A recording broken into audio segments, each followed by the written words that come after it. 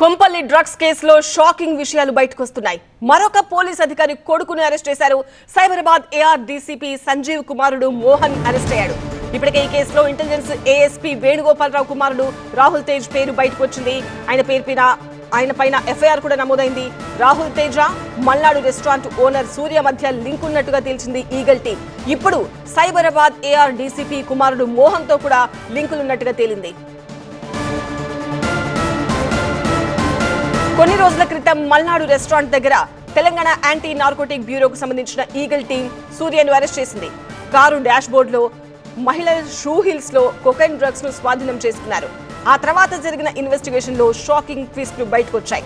దాదాపు 15 మంది doctors Malnad kitchen owner సూర్యకు రెగ్యులర్ గా టచ్ లో ఉన్నట్టు తేలింది. వీరంతా సూర్య ద్వారా డ్రగ్స్ తెప్పించుకున్నట్టు నిర్ధారించారు. అంతేకాదు రెస్టారెంట్ కేంద్రంగా డ్రగ్ ర్యాకెట్ నడిపినట్టుగా తేలింది. పలు డ్రగ్స్ పార్టీలు కూడా సూర్య నిర్వహించాడు. ముఖ్యంగా పబ్బుల్లో ప్రత్యేక లాంజ్లను ఏర్పాటు చేసి డ్రగ్స్ సరఫరా చేసినట్టు కూడా ఈగల్ టీం గుర్తించింది.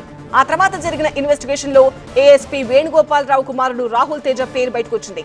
ఇప్పుడు సైబరాబాద్ ఏఆర్ డీసీపీ సంజీవ్ కుమారుడు మోహన్ పేరు కూడా వెలుగులోకి రావడంతో పోలీసు అధికారులే షాక్ అవుతున్నారు. ఇప్పుడు